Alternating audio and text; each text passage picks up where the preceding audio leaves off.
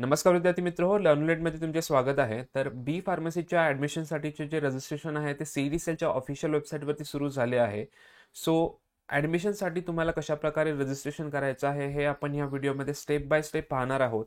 Document कसे upload करायचे आहेत, जर तुम्ही रिझर्व्ड कॅटेगरीमध्ये असाल, ओपन कॅटेगरीमध्ये असाल तर कशाप्रकारे कॅटेगरी सिलेक्ट करायची आहे, काय रूल्स आहेत. सो व्हिडिओ इम्पॉर्टंट होणार आहे तुम्हा सर्वांसाठी.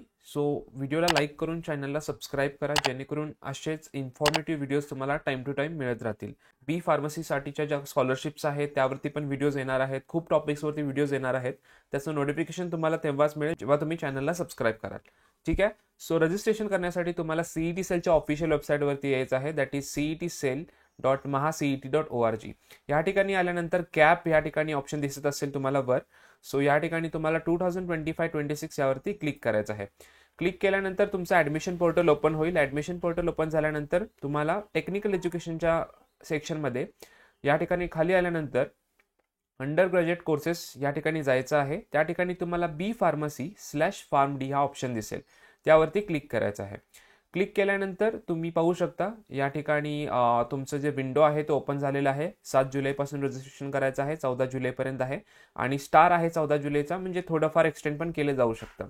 सो या ठिकाणी न्यू रजिस्ट्रेशन/ऑलरेडी रजिस्टर यावरती क्लिक करायचं आहे तुम्हाला आल्या. सो यावरती तुम्ही जर क्लिक केलं तर तुम्हाला या ठिकाणी तुमची जी ईमेल आय डी आहे आणि पासवर्ड आहे तो टाकायचा आहे. तुम्ही MST CET PCBची एक्झामच्या वेळेस जो ईमेल आय डी आणि पासवर्ड यूज केला होता तो तुम्ही या ठिकाणी यूज करा. ठीक आहे. आणि बाय चान्स तुम्हाला पासवर्ड आठवत नसेल तर नो इश्यूज, या ठिकाणी फॉरगॉट पासवर्डवरती क्लिक करायचं आहे. फॉरगॉट पासवर्डवरती क्लिक केल्यानंतर तुम्ही पुन्हा ईमेल आय डी टाकू शकता आणि पासवर्ड रिसेट करू शकता. ठीक आहे, no issues. Okay. So email I D आणि पासवर्ड टाकल्यानंतर तुम्हाला साइन इन हे जे बटन दिसत आहे त्यावरती क्लिक करायचं आहे.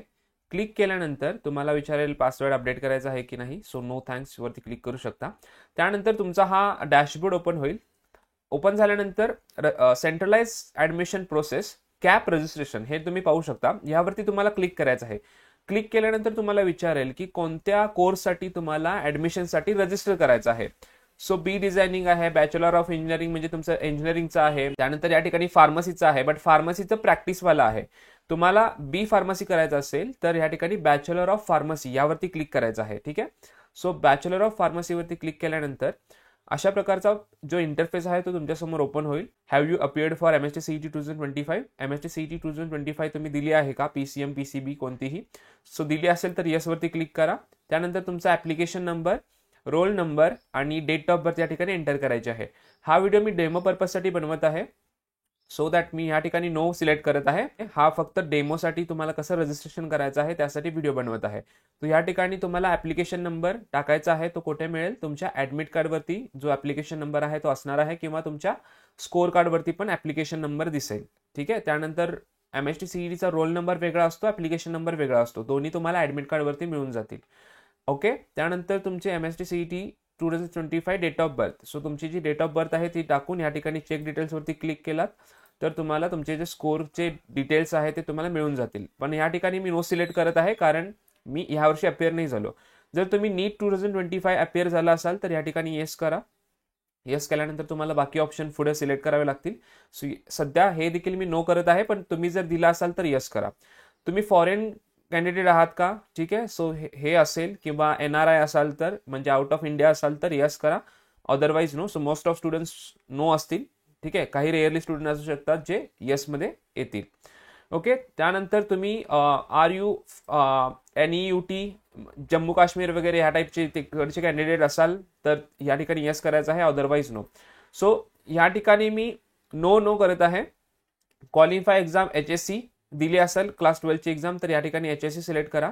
आणि नो ह्यासाठी मी सिलेक्ट केलं आहे की यावर्षी दिली नाही आहे मी, पण तुम्हाला एक्झाम तुम्ही दिला असाल 2025 MST CETची, तुम्हाला येस करून सर्व डिटेल्स एंटर करावे लागतील. ठीक आहे. सो बाकी इन्स्ट्रक्शन्स तुम्हाला या ठिकाणी दिल्या आहेत, त्या तुम्हाला इन्स्ट्रक्शन सर्व रीड करायचे आहेत. या ठिकाणी मी चेकबॉक्सला क्लिक करायचं, सर्व इन्स्ट्रक्शन मी रीड केले आहेत. ओके. त्यानंतर save and proceed. Save and proceed करण्याच्या आधी सर्व इन्स्ट्रक्शन वाचणं इम्पॉर्टंट आहे.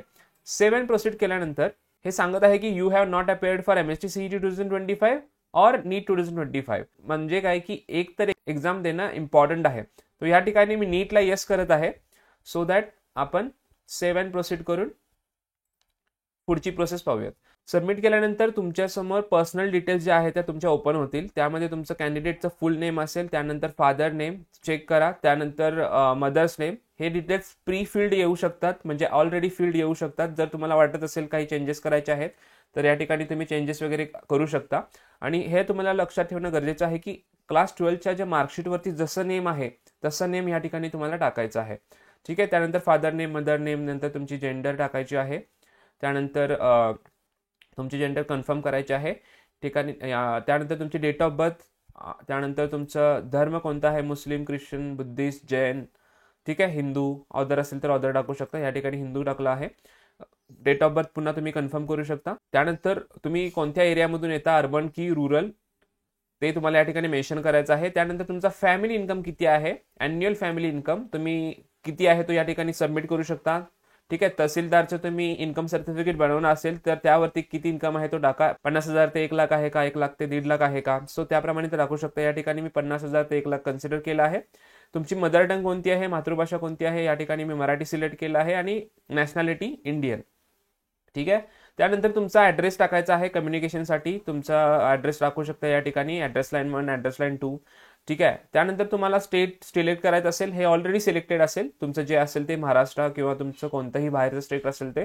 त्यानंतर तुम्हाला डिस्ट्रिक्ट सिलेक्ट करायचं असेल, या ठिकाणी मी कोल्हापूरचं आहे, सो मी कोल्हापूर डिस्ट्रिक्ट सिलेक्ट केला आहे. तालुका करवीर. त्यानंतर तुमचं इथे गाव, त्यानंतर पिन कोड आणि टेलिफोन नंबर मॅन्डेटरी नाही आहे, बट तुम्हाला या ठिकाणी तुमचा मोबाईल नंबर टाकावा लागेल.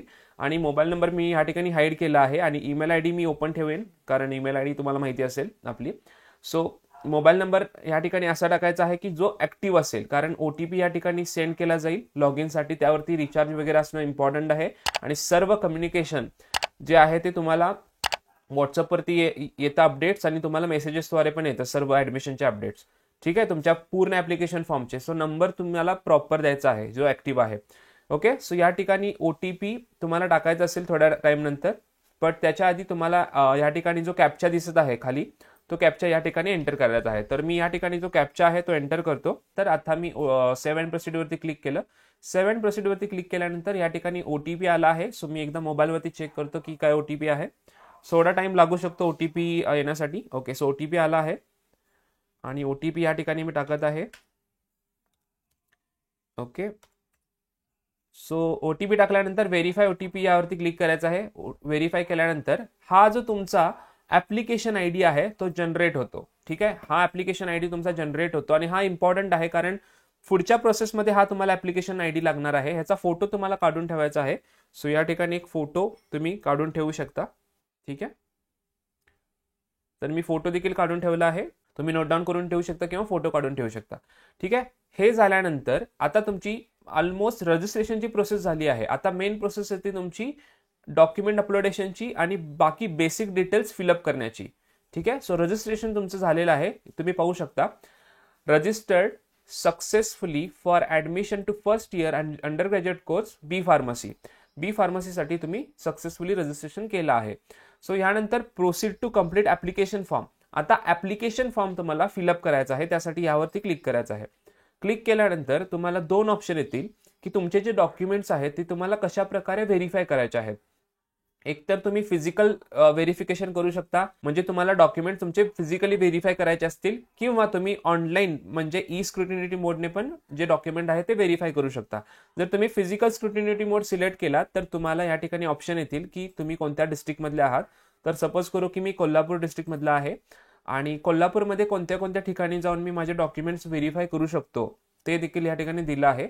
सो भारतीय विद्यापीठ कॉलेज ऑफ फार्मसी कोल्हापूर आहे, तात्यासाहेब कोरे कॉलेज आहे. सो तुम्हाला जर ऑफलाईन डॉक्युमेंट व्हेरीफाय करायचे असतील तर तुम्ही हा ऑप्शन सिलेक्ट करू शकता. ठीक आहे. फॉर एक्झाम्पल मी भारतीय विद्यापीठ सिलेक्ट करतो आणि त्यानंतर तुम्हाला कोणत्या तारखेला जाऊन डॉक्युमेंट्स व्हेरीफाय करायचे आहेत हे देखील या ठिकाणी मेन्शन आहे. सो सपोज करू 8 जुलै रोजी मला करायचं आहे. स्लॉट्स कोणते अवेलेबल आहे ते तुम्हाला दिसून जाईल की 8 जुलै रोजी सकाळचे स्लॉट्स ऑलमोस्ट 12 बुक झाले आहेत, 8 अवेलेबल आहेत. सो या ठिकाणी तुम्ही बुक करू शकता, कन्फर्म करू शकता आणि हा जो स्लॉट आहे तो बुक झाला. ठीक आहे. आणि रिस्केड्यूल पण करू शकता, काही इश्यू नाही आहे. जर तुम्ही त्या दिवशी जाऊ नाही शकलात तर ते रिस्केड्यूल करा. ठीक आहे. हे झाल्यानंतर आता तुम्हाला या ठिकाणी ऍप्लिकेशन फॉर्म आहे, पाहू शकता तुम्ही या ठिकाणी. ठीक आहे. ऍप्लिकेशन फॉर्म यावरती क्लिक करायचं आहे. सो ऍप्लिकेशन फॉर्मवरती क्लिक केल्यानंतर मेन तुमचा फॉर्म या ठिकाणी सुरू होतो. रजिस्ट्रेशन आपलं झालेलं आहे. रजिस्ट्रेशनचे डिटेल्स तुम्ही बघू शकता. रजिस्ट्रेशन झाल्यानंतर आता तुमचं येतं की application form. So application form fill up करण्यासाठी पहिला पॉईंट आहे तुमचा एलिजिबिलिटी रिक्वायरमेंट. सो तुम्ही कोणत्या टाईपचे कॅन्डिडेट आहात, Maharashtra type A, Maharashtra type B, Maharashtra type C, Maharashtra type D. जर तुमची candidate pass class 10th and class 12th from recognised institute in Maharashtra, जर तुमचं क्लास 10th आणि क्लास 12th महाराष्ट्रामधून झालं असेल, महाराष्ट्र स्टेटमधून झालं असेल आणि तुमच्याकडे महाराष्ट्राचा डोमेसाईल असेल किंवा महाराष्ट्रामध्ये तुमचा जन्म झाला असेल तर तुम्ही टाईप ए या कॅटेगरीमध्ये येता. ठीक आहे. त्यानंतर आहे a candidate who does not fall in type A, जो स्टुडंट टाईप ए मध्ये येत नाही but who father or mother is domiciled in Maharashtra, म्हणजे तो टाईप ए मध्ये येत नाही पण त्याचे फादर किंवा मदर हे महाराष्ट्राचे डोमेसाईल आहे त्यांच्याकडे, तर तुम्ही टाईप बी मध्ये आहात. सो ह्या ठिकाणी प्रॉपर दिलेलं आहे. काही डाऊट आला तुम्हाला type A type B select करण्यात तर तुम्ही कॉमेंट सेक्शनमध्ये विचारू शकता. ठीक आहे. बेसिकली मोस्ट ऑफ स्टुडंट महाराष्ट्रामध्ये असेल, ज्यांनी 10वी 12वी ही महाराष्ट्रामध्ये दिली असेल आणि त्यांचं महाराष्ट्राचं डोमेसाईल असेल. ठीक आहे. सो टाईप ए सिलेक्ट करून मी सेव्ह अँड प्रोसीड करत आहे. आता त्यानंतर तुम्हाला विचारेल select type of document required for uploading. तुम्हाला टाईप ए सिलेक्ट केल्यानंतर कोणत्या टाईपचे डॉक्युमेंट अवेलेबल आहेत पाहू शकता. बर्थ सर्टिफिकेट तुम्ही अपलोड करू शकता किंवा डोमेसाईल अपलोड करू शकता किंवा school living certificate. Birth certificate असेल तर वेल अँड गुड, ते अपलोड करू शकता सिलेक्ट करून. जेव्हा आपल्याला डॉक्युमेंट अपलोड करायचे असतील ते मी शो करेन. किंवा तुम्ही डोमेसाईल सर्टिफिकेट अपलोड करू शकता. तर मी डोमेसाईल या ठिकाणी सिलेक्ट करतो. त्यानंतर तुम्हाला विचारलं आहे की selected district in which class 10 pass, म्हणजे तुम्ही 10वी कोणत्या जिल्ह्यामधून दिला आहात. तर मी या ठिकाणी कोल्हापूरमधून दिली आहे, तर कोल्हापूर सिलेक्ट करतो. त्यानंतर क्लास 12th जी आहे ती तुम्ही कोणत्या डिस्ट्रिक्टमधून पास झाला आहात, अगेन कोल्हापूर. सो तुमचा जो डिस्ट्रिक्ट असेल तुम्ही या ठिकाणी टाकायचा आहे. ठीक आहे. कोणत्या डिस्ट्रिक्टमधून क्लास 12th तुम्ही पास झाला आहात, क्लास 12 पास झाला आहात. त्यानंतर तालुका तुम्हाला सिलेक्ट करायचा आहे, क्लास 12th जी पास झाला आहे तो वाला. सो तालुका या ठिकाणी करवीर सिलेक्ट करत आहे मी. या ठिकाणी मराठीमधून पण दिलं आहे, सो इझिली तुम्ही आयडेंटिफाय करू शकता. आता हे डिटेल्स टाकले ना तुम्ही, कोणत्या जिल्ह्यामधून तुम्ही क्लास 10th केलं, क्लास 12th केलं आणि क्लास 12th तालुका, तर ऑटोमॅटिकली तुमची जी होम युनिव्हर्सिटी आहे ती या ठिकाणी येईल. जर पुण्याचे असाल तर सावित्रीबाई फुले युनिव्हर्सिटी येऊ शकते, मुंबईमधून असाल तर मुंबई युनिव्हर्सिटी येऊ शकते, कोल्हापूर सांगलीचे असाल तर शिवाजी युनिव्हर्सिटी येऊ शकते. त्यानंतर आता तुम्हाला कॅटेगरीचे डिटेल्स फिलअप करायचे आहेत. सो ह्या ठिकाणी तुम्ही पाहू शकता वेगवेगळ्या कॅटेगरी दिल्या आहेत. Open category, SC category, ST category, NT category, BJ category. ठीक आहे. सो या ठिकाणी ओपन सिलेक्ट केलात तर तुम्हाला बाकी अॅन्युअल इन्कम टाकायचं असेल ऑप्शन आणि ईडब्ल्यूएस ने अप्लाय करायचं आहे की नाही हे असेल. ईडब्ल्यूएस चे सर्टिफिकेट असेल, ईडब्ल्यूएस ने अप्लाय करा, त्याचा कट ऑफ थोडा कमी लागू शकतो आणि तुम्हाला 50% कन्सेशन मिळू शकतं. तुम्ही मेल कॅन्डिडेट असाल आणि जर फिमेल असाल तर 100% ट्युशन फी तुमची वेव होऊ शकते. याच्यावरतीच मी स्कॉलरशिपवरती व्हिडिओ अपलोड करणार आहे. कोणत्या टाईपच्या स्कॉलरशिप्स आहेत मुलांसाठी, मुलींसाठी, प्लस हॉस्टेलच्या कोणत्या स्कॉलरशिप्स आहेत, त्याचं नोटिफिकेशन तुम्हाला तेव्हाच येईल जेव्हा तुम्ही चॅनलला सबस्क्राईब कराल. ठीक आहे. सो चॅनलला सबस्क्राईब करणं इम्पॉर्टंट आहे कारण खूप सारे व्हिडिओज तुम्हाला मिळणार आहेत. सो ईडब्ल्यूएस ने अप्लाय करायचं असेल तर येस करा, अदरवाईज नो करा. ईडब्ल्यूएस ने अप्लाय केल्यानंतर तुम्हाला जी कास्ट आहे ती टाकावी लागेल. या ठिकाणी मी मराठा टाकत आहे. ओके. आणि ईडब्ल्यूएसचं तुमच्याकडे सर्टिफिकेट आहे की नाही हे तुम्हाला या ठिकाणी विचारलं जाईल. ईडब्ल्यूएस सर्टिफिकेट स्टेटस अवेलेबल असेल तर अवेलेबलवर क्लिक करा. अप्लाय केला असेल बट अजून मिळालं नसेल तर अप्लाइड बट नॉट रिसीव्ड वरती क्लिक करायचं आहे आणि अप्लायच केलं नसेल तर नॉट अप्लाइड. ठीक आहे. So applied but not received या केसमध्ये तुम्हाला टोकन त्याची लागेल. ठीक आहे. मग या ठिकाणी तुम्हाला त्याचा नंबर वगैरे टाकावा लागेल, टोकन नंबर वगैरे टाकावा लागेल आणि अवेलेबल वरती क्लिक केला तर काही टाकायची गरज नाहीये. सो या ठिकाणी मी आता अवेलेबल करत आहे. बाकी जर समजा तुम्ही एससी कॅटेगरी वगैरे सिलेक्ट केला तर या ठिकाणी काय काय ऑप्शन येतील की तुमचं जातीचे नाव या ठिकाणी मेन्शन करा. सो एससी मध्ये तुमची कोणती जात आहे या ठिकाणी तुम्हाला सिलेक्ट करायची असेल. त्यानंतर तुमच्याकडे कास्ट सर्टिफिकेट आणि कास्ट व्हॅलिडिटी दोन्ही हे असणं इम्पॉर्टंट आहे. अवेलेबल असेल तर क्लिक करा. अप्लाय केले बट अजून नाही मिळालं तर अप्लाइड बट नॉट रिसीव्ड वरती क्लिक करायचं असेल तुम्हाला आणि त्याचा जो टोकन नंबर वगैरे आहे तो तुम्हाला टाकावा लागेल. आता या ठिकाणी मी सिंपल ओपन वरती क्लिक करतो. ओपन वरती क्लिक करून ईडब्ल्यूएस साठी मी येस सिलेक्ट करत आहे. त्यानंतर मी कास्ट टाकत आहे आणि तुमचं जे ईडब्ल्यूएस सर्टिफिकेट आहे ते अवेलेबल करत आहे. आता अवेलेबल आहे. आता त्यानंतर सेव्ह अँड प्रोसीड वरती क्लिक करायचं आहे. ते केल्यानंतर तुम्हाला विचारेल की पीडब्ल्यूडी आहात का. सो या ठिकाणी बाय डिफॉल्ट नॉट ऍप्लिकेबल येईल. सो म्हणजे जे अपंगी व्यक्ती आहेत त्यांनी या ठिकाणी ऍप्लिकेबल करायचं असेल, म्हणजे जे काही तुम्हाला प्रॉब्लेम असेल, अटॅक विक्टिम्स वगैरे काय असेल ते, आणि जे अपंग नाहीये त्यांनी नॉट ऍप्लिकेबल हा जो फर्स्ट ऑप्शन आहे त्यावरती क्लिक करायचा आहे. त्यानंतर is parent a defence person, म्हणजे तुमचे पेरेंट डिफेन्समध्ये आहेत का, आर्मी, नेव्ही, एअरफोर्स वगैरे असतील तर, एक्स सर्व्हिसमॅन असेल तर त्यावरती क्लिक करा. आता सध्या डिफेन्समध्ये असतील तर डिफेन्स 2चा फॉर्म तुम्हाला सिलेक्ट करावा लागेल, किंवा डिफेन्समध्ये असतील बट डोमिसाइल्ड नसतील महाराष्ट्राचे तरी पण तुम्हाला हा ऑप्शन आहे. सो ज्या स्टुडंट ऍप्लिकेबल होतं त्यांनी या ठिकाणी ते सिलेक्ट करायचं आहे. या ठिकाणी मी नॉट ऍप्लिकेबल करत आहे. जर तुमचे पेरेंट्स नेव्हीमध्ये किंवा एअरफोर्समध्ये किंवा डिफेन्समध्ये असतील आपल्या, तर त्या ठिकाणी तुम्हाला येस करावं लागेल कोणत्या टाईपचे आहेत ते. अॅन्युअल इन्कम तुम्हाला आता चेंज करता येणार नाही कारण आपण ऑलरेडी सिलेक्ट केला आहे. सर्वात महत्त्वाचा पॉईंट आहे TFWSचा. सो या ठिकाणी तुम्हाला विचारलं जाईल की तुम्हाला TFWS ट्युशन फी वेवर स्कीमसाठी अप्लाय करायचा आहे का, येस ऑर नो. तर 8 लाखाच्या आत जर तुमचं उत्पन्न असेल आणि तुम्हाला जर ही TFWS सीट मिळाली तर तुमचं 100% ट्युशन फी माफ होते. कोणत्याही कॅटेगरीचे असाल तरी तुम्हाला 100% ट्युशन फी वेव होते. ठीक आहे, आणि मेल फिमेल दोघांसाठी आहे. ओके, सो TFWS साठी अप्लाय करा, हे माझं सजेशन असेल तर तुमचं 8 लाखाच्या आत उत्पन्न असेल तर. सो या ठिकाणी मी येस करत आहे. ठीक आहे, TFWS साठी अप्लाय करायचे आहे तो येस करा जर तुमचं 8 लाखाच्या उत्पन्न असेल, कारण का तुम्हाला 100% ट्युशन फी माफ होते. एखाद्या कॉलेजची फी 1 लाख रुपये असेल तर तुम्हाला फक्त 10,000च भरावे लागते, तीही डेव्हलपमेंट फी.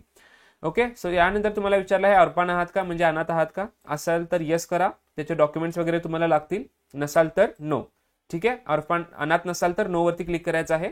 आणि मायनॉरिटीचे स्टुडंट असाल, कोणत्या टाईपच्या मायनॉरिटीमध्ये असाल, येस असाल तर लाईक कोणती मायनॉरिटी आहे तुमची, सो ती सिलेक्ट करावी लागेल. अल्पसंख्याकमध्ये असाल तर ठीक आहे, नसाल तर सिंपली नो वरती क्लिक करा आणि सेव्ह अँड प्रोसीड या बटनवरती क्लिक करायचं आहे. ते केल्यानंतर तुम्हाला क्लास 10चा बोर्ड सिलेक्ट करावा लागेल. महाराष्ट्र बोर्डचे आहात तुम्ही, का CBSE बोर्डचे आहात, का दिल्ली बोर्डचे आहात, की आंध्र प्रदेश बोर्डचे आहात, स्टेट बोर्ड कोणता आहे तुमचा हे सिलेक्ट करावं लागेल. सो जे सर्व बोर्डचे या ठिकाणी इन्फॉर्मेशन येते. मी महाराष्ट्र बोर्डचा होतो, या ठिकाणी मी महाराष्ट्र बोर्ड सिलेक्ट करत आहे. त्यानंतर तुम्ही 10वी तुमची कधी दिला, 2020ला दिला, 21ला दिला, 22ला दिला, हे तुम्हाला या ठिकाणी सिलेक्ट करायचं असेल. सपोज करू मी 2018ला माझी 10th दिली आहे. सो 2018 और 2019 आणि आसन क्रमांक मी काय रॅन्डमली टाकत आहे. ठीक आहे, सो एनी रॅन्डम नंबर मी टाकत आहे. त्यानंतर क्लास 12च्या डिटेल्स तुम्हाला मेन्शन करायचे आहेत.